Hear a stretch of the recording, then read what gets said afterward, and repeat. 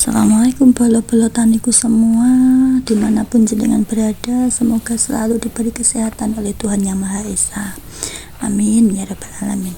Kembali lagi di channel Petani Dolan. Di sini Mbak Ayu akan mengajak bolo-bolo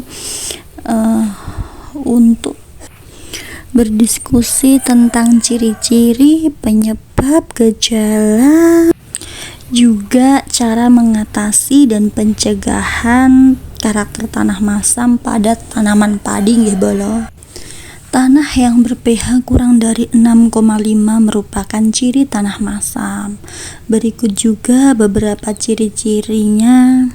Kapasitas penyangga basa yang sangat besar, juga daya simpan air yang begitu tinggi. Nah, di sini Mbak Ayu atau juga bolo-bolo bisa mengetahui keasaman tanah dengan cara tradisional, dengan perhatikan tanaman liar yang tumbuh alami di sekitar lahan.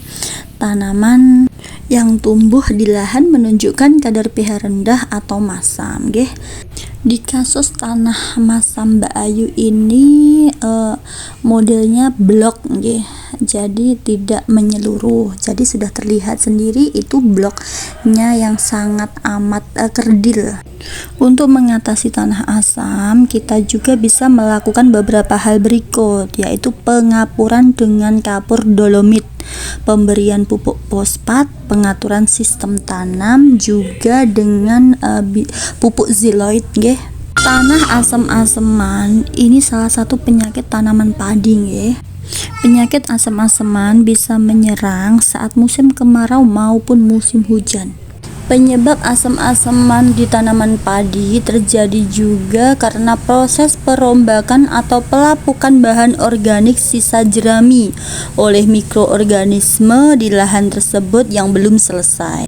Dan pada lahan dengan drainase yang buruk juga akan dipastikan sangat mudah terjangkit asam-aseman. Kondisi ini jelas akan mengurangi suplai dan proses pertukaran oksigen di dalam tanah, yang mana fungsinya sangat penting bagi perkembangan akar.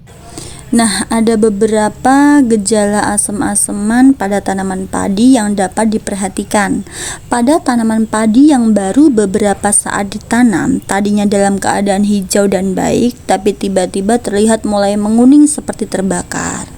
Dan juga kasus yang Mbak Ayu terima, yaitu pada pertumbuhannya ditemukan gejala kerdil. Nah, di sini Mbak Ayu kasih foto ya.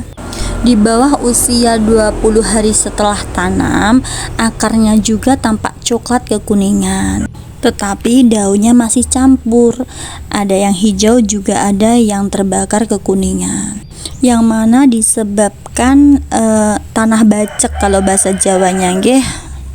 Di satu titik volume air tinggi dan hampir tidak ada penyerapan tanah. Nah, sekarang memasuki cara mengatasi dan mencegah tanah asam-asaman pada tanaman padi nggih bolo.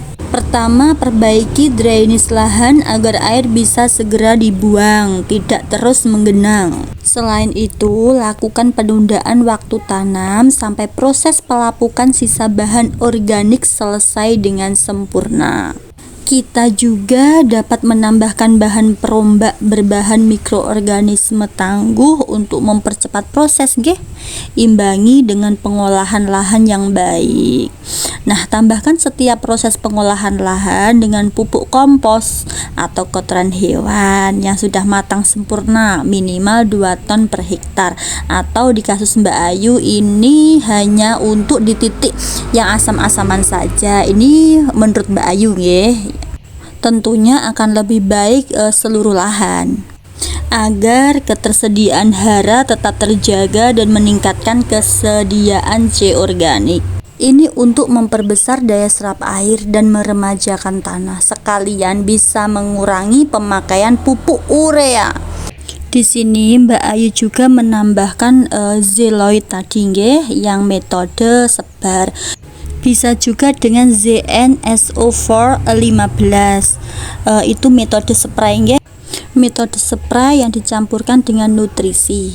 Sebelumnya Mbak Ayu mohon maaf loh ya kalau salah pengucapannya. Bisa dikoreksi di komen ya. Pada lahan sawah dengan pola tanam padi dianjurkan juga untuk menggunakan varietas padi yang lebih toleran terhadap asam-asaman. Nah, balik lagi kan pentingnya memilih jenis padi yang tahan di segala tanah. Video kali ini sampai di sini ya bolos, semoga bermanfaat. Yang mau menambahkan tentang pengalaman tanah asam bisa mampir di komentar ya. Mohon dukungan channel ini dengan like, comment, and subscribe. Dari Mbak Ayu, terima kasih. Assalamualaikum.